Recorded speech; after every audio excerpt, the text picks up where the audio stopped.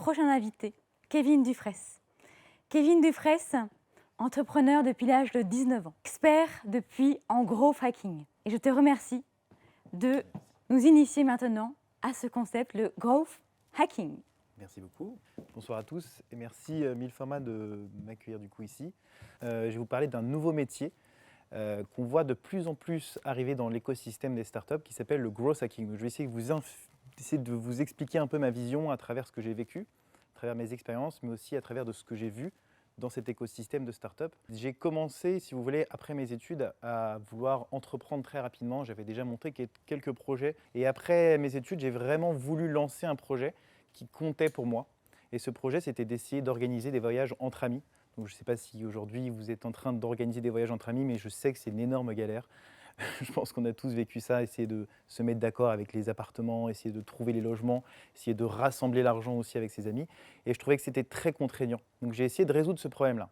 Donc c'est parti, je me suis lancé. Et du coup, les premières années de cette expérience-là, j'ai commencé à faire toutes les erreurs d'un entrepreneur classique, c'est-à-dire faire des t-shirts, essayer de trouver des développeurs, aller chercher des investisseurs, essayer de s'inscrire à des concours start-up, etc. Mais j'avais oublié 3 choses fondamentales en fait quand on monte un business, c'est-à-dire faire de la croissance, créer un produit dont les gens ont vraiment besoin et aussi faire de l'argent. Donc du coup, je me suis lancé à la conquête d'essayer de découvrir quels étaient les secrets des personnes qui montent des boîtes et qui arrivent à les faire fonctionner. Donc pour ça, je me suis rapproché d'un des plus grands accélérateurs de start-up d'Europe aujourd'hui. Il y avait à peu près 3000 candidatures à l'époque. Il se trouve que j'ai été sélectionné donc, sur 3000 personnes. Et dans cet accélérateur, c'était sur 6 semaines et j'étais en relation constante avec des entrepreneurs que j'avais en face de moi. Des entrepreneurs de Airbnb, peut-être des boîtes qui vous parlent un petit peu aujourd'hui, d'Alan, Spendesk, donc des grands noms de l'écosystème français. Donc on parle même de Aircall aujourd'hui qui a levé plusieurs millions, d'ailleurs félicitations à eux. Et je leur posais plein de questions, j'étais très curieux de ce qu'ils avaient fait. Et plus j'avançais et plus j'apprenais les secrets finalement qui faisaient le succès des entrepreneurs. Donc voilà. Et ce qui s'est passé du coup, c'est que je me suis rendu compte de plusieurs choses. La première chose, c'est qu'une start-up, à la base, c'est fait pour croître. En fait, vous ne pouvez pas lancer une boîte sans faire de croissance. Sauf que ce qu'on nous apprend souvent à l'école, c'est que la croissance, c'est du marketing. Vous devez faire du marketing pour faire de la croissance, ça paraît assez fondamental, mais que le marketing, ça coûte de l'argent. Et quand on est entrepreneur, en fait, on n'a pas d'argent. C'est un peu le souci. C'est que la plupart du temps, vous vous lancez, vous avez 0 dans les poches, et vous avez même du mal à vous dire que vous allez dépenser votre argent pour acquérir des premiers utilisateurs sur un projet dans lequel même vous n'êtes pas forcément sûr. Du coup, on m'a conseillé plusieurs ressources et l'idée à ce moment-là, c'était de monter en compétence sur des sujets. Sur monter en compétence, d'essayer de comprendre comment les startups aujourd'hui arrivent à générer de la croissance en utilisant des techniques qui sont moins conventionnelles que celles d'à l'époque. Parce qu'on vit dans un paradigme aujourd'hui, c'est-à-dire que des clients sont accessibles depuis un accès Internet. Vous pouvez acquérir des clients en postant sur des groupes Facebook, en allant chercher des leads sur LinkedIn, en essayant même de faire des publicités, pourquoi pas payantes, sur les réseaux sociaux. Et ce bouquin, qui est de Eric Rice, qui est très connu dans l'écosystème startup, cet auteur est allé identifier les principaux canaux d'acquisition des startups dans la Silicon Valley. Il en a déduit plusieurs canaux d'acquisition qui coûtaient fondamentalement pas très cher. Donc ce que je me suis rendu compte, c'est que finalement, aujourd'hui, on peut faire du marketing sans avoir besoin forcément d'argent. La seule chose qui compte, c'est la créativité. Il faut savoir une chose, c'est qu'en fait, il n'y a aucune création absolue. La plupart du temps, on me dit « oui, moi je ne suis pas créatif, je n'ai pas d'idée sur les choses que je veux faire », mais tout ça, ça n'existe pas. Il n'y a aucun peintre qui s'est réveillé le matin et qui a décidé de peindre sans s'être inspiré de tout ce qui l'entoure autour de lui. Donc plus vous allez vivre de choses, plus vous allez avoir d'intrants dans la vie et plus vous allez pouvoir créer de nouvelles choses. Donc vous pouvez copier, vous pouvez apprendre des choses, assembler des idées ensemble par exemple, qui vous permettront ensuite d'avoir des idées créatives. À partir du moment où une création devient quelque chose qui sort de l'ordinaire, quelque chose qui fonctionne, qui permet d'améliorer quelque chose, on appelle ça un hack. Donc un hack, c'est le terme hacking, et malheureusement, aujourd'hui, il est très mal compris. La chose qu'il faut savoir, c'est qu'on confond souvent en fait, le hacker avec le cracker. D'ailleurs, plus tard, on va avoir, je pense, un expert sur le hacking. Il va peut-être encore mieux vous le définir que moi. Mais ce qu'il faut savoir, c'est qu'un cracker, c'est vraiment version péjorative de ce que vous imaginez d'un pirate informatique. Quelqu'un qui va essayer de chasser, essayer d'identifier les faiblesses d'un site internet pour pouvoir les exploiter et ensuite les revendre, faire des choses malsaines avec. Un hacker, dans cet ouvrage qui a été publié dans les années 80 sur le Harvard Blog, il définit le hacker comme quelqu'un qui réfléchit avec astuce. C'est-à-dire quelqu'un qui réfléchit avec originalité. Pour un problème donné, il va réfléchir de manière totalement différente. Et pour illustrer un petit peu cette idée de pouvoir résoudre des problèmes de manière très simple, je vais vous raconter une histoire. Il y a quelques années, il y a une vingtaine d'années, les ascenseurs étaient créés et les compagnies d'assurance se posaient beaucoup la question de quels étaient les problèmes que rencontraient les personnes dans les ascenseurs. Donc ils ont fait des études. La première étude qui a été faite, ils ont lancé une étude, ils ont dit voilà, quelle est la chose qui vous contraint le plus quand vous prenez l'ascenseur? Les personnes ont tous répondu dans la majorité du temps, c'est la lenteur de l'ascenseur. Du coup, la compagnie a travaillé très fort, a investi énormément d'argent pour pouvoir améliorer de quelques secondes la rapidité de l'ascenseur. Ils ont refait une étude ensuite, et il se trouve que c'était toujours la même erreur, la lenteur de l'ascenseur, même après avoir amélioré la vitesse de quelques secondes.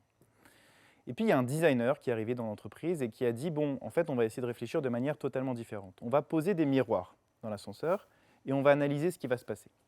Ils ont refait une étude et se sont rendus compte qu'en fait, la vitesse de l'ascenseur n'était plus du tout un problème parce que les personnes qui rentraient dans l'ascenseur n'avaient plus la perception du temps. Pourquoi? Parce qu'ils se regardaient, ils se recoiffaient et parfois même se rhabillaient pour pouvoir passer le temps. Donc en fait, ils n'avaient plus du tout la notion du temps dans l'ascenseur. Et je pense que vous vous en rendrez tous compte aujourd'hui, quand vous prenez l'ascenseur, vous avez l'impression que ça dure 2 secondes, même si au final, ça a duré quelques minutes. Donc ce hack illustre plutôt très bien deux manières en fait, de résoudre un problème. Soit vous allez investir beaucoup d'argent pour pouvoir accélérer quelque chose, qui fondamentalement ne résoudra même pas le problème, soit vous allez essayer d'imaginer de nouvelles choses qui vont, elles, résoudre le problème à moindre coût.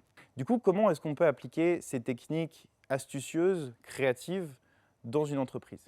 Plus vous allez apprendre de choses et plus vous allez être créative, plus vous allez monter en compétences. Quand vous êtes growth hacker, vous êtes capable d'intervenir dans la persuasion, capable d'intervenir dans le développement, dans l'automatisation, dans plein de domaines différents. Ensuite, il y a une dimension qui est fondamentale, c'est l'expérimentation. En fait, le growth hacker, vu qu'il a plein d'idées, il faut essayer de cadrer ces idées-là. Et il est parti du principe, un peu comme si vous alliez à la fête foraine et que pour remporter un jeu, vous deviez lancer des pierres dans un gobelet. Quelqu'un de classique va prendre une pierre après l'autre pour essayer de toucher le gobelet. Le gros hacker va prendre une poignée de pierres pour la lancer. Les pierres représentant les expérimentations qu'il est censé tester. Donc plus vous allez tester de choses, plus vous allez avoir de chances de réussir. Les équipes dans lesquelles vous allez évoluer, quand vous êtes gros hacker et dans les startups, vont être radicalement réduites, puisque chaque personne aujourd'hui, en tant que gros hacker, est capable d'intervenir dans plusieurs domaines différents. Donc ça vous coûte finalement moins d'argent, vous avez plus de chances de réussir, et en plus vous avez des équipes plus astucieuses. Comment est-ce qu'on peut l'appliquer? Par exemple, vous êtes une compagnie comme Apple, et vous voulez faire de la visibilité. Donc vous avez plusieurs choix, soit vous allez payer des publicités, soit vous allez payer de la presse, soit vous allez, je ne sais pas, payer des tableaux ou des affichages dans le métro, ou alors vous avez tout simplement un truc à faire, c'est de configurer dans la messagerie de votre téléphone, envoyer de mon iPhone. Il faut savoir qu'il y a des millions de messages, d'emails qui partent par jour de votre téléphone, et qu'en fait, sans le savoir, vous êtes en train de faire de la publicité pour Apple. Donc rien que ce hack, finalement, que vous pouvez enlever dans la configuration de votre téléphone, a permis à Apple de générer des millions de visibilités gratuitement.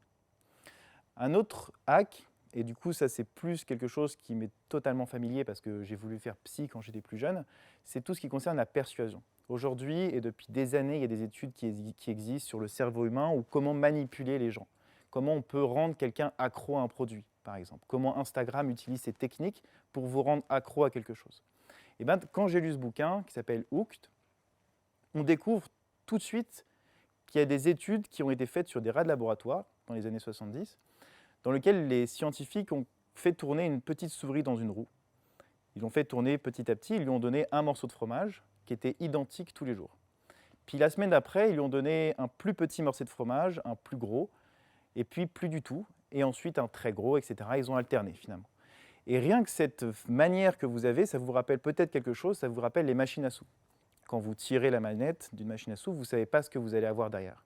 Et ça s'appelle le biais de du rewarding aléatoire. C'est-à-dire que les gens vont redoubler d'efforts si vous leur donnez quelque chose dont ils n'ont pas conscience ensuite. C'est exactement ce qui se passe sur Instagram. Quand vous postez par exemple une photo sur Instagram, vous ne savez pas du tout le nombre de likes que vous allez avoir, ni le nombre de commentaires, ni le nombre d'ajouts que vous allez avoir. Et c'est ce qui vous rend accro à quelque chose. Ça, c'est un tableau, si vous voyez encore mes slides, qui représente les 200 à peu près biais cognitifs que vous avez dans le cerveau humain.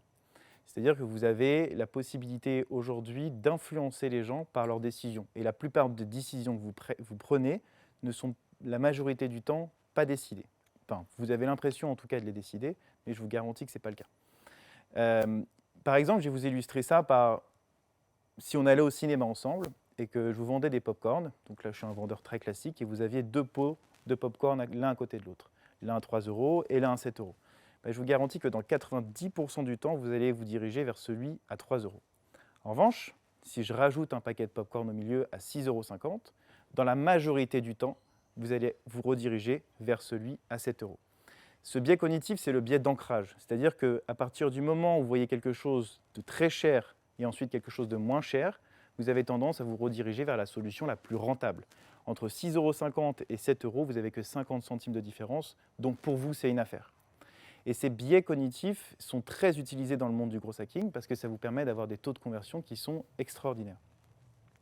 Alors maintenant, on pourrait se demander, est-ce que tout ça, finalement, c'est éthique? Est-ce que d'utiliser le cerveau humain, est-ce que d'utiliser toutes ces techniques, ça peut être quelque chose de dangereux pour nous, dangereux pour le marketing, dangereux pour les boîtes? Eh bien, oui et non. Je pense que vous avez la possibilité d'influencer les gens, mais vous avez aussi la possibilité d'influencer les algorithmes. Par exemple, sur LinkedIn, sur les publications que j'arrive à faire en utilisant bien sûr des techniques de copywriting, des techniques du coup d'influence et de persuasion, mais aussi en connaissant comment fonctionnent les algorithmes, on peut booster son reach. Sur cette publication, par exemple, on atteint à plusieurs centaines de milliers de vues sur un post plutôt classique. Je vous invite d'ailleurs à aller sur mon profil LinkedIn si vous voulez voir le post pour voir le détail. Donc dans ce cas-là, moi je trouve que c'est pas forcément, enfin c'est éthique dans le sens où c'est un peu l'arroseur arrosé puisque LinkedIn met en place des sécurités qu'on arrive à détourner. Mais dans un autre cas, on peut voir la chose à l'inverse où il y a quelques années, je crois en 2020-2018, Lyft, qui est le concurrent d'Uber, a réservé plus de 5000 fausses courses sur son concurrent. 5000 fausses courses sur un concurrent, enfin sur un Uber, c'est plusieurs millions de dollars qui sont perdus. Donc c'est un peu à vous de mettre le libre arbitre de votre propre croissance. Et je pense que fondamentalement, vous avez toujours une part de démon un peu en vous. Chaque succès a une part de choses qui ne sont pas forcément claires, en fait. Et je suis plutôt d'accord avec ça. Soit c'est une rencontre, soit c'est quelque chose, un hack que vous avez fait. Il y a toujours une part de démon en vous sur ça. Et je pourrais même justifier le pourquoi vous allez avoir un sentiment démon à travers ça, enfin en tout cas des actions peut-être démoniaques sur vos actions d'entrepreneuriat. Si vous avez, et je pense que vous connaissez tous cette histoire de David contre Goliath, pour vous la résumer rapidement, Goliath était un géant de 2 mètres avec une épée, David était un jeune chasseur tout chétif. Il a lâché son armure, il a lâché son épée, il a ramassé ce qu'on pourrait assimiler aujourd'hui à un lance-pierre, il l'a envoyé entre les 2 yeux de Goliath. Goliath est tombé comme une pomme, il a pris son épée, il lui a tranché la tête. Et je pense que fondamentalement, si vous aussi, vous étiez en face d'un Goliath de 2 mètres, eh ben vous alliez aussi imaginer des choses extraordinaires ou des choses alternatives pour éviter de mourir. Et c'est un peu ce qui se passe aussi dans les startups et dans mon métier. Merci beaucoup.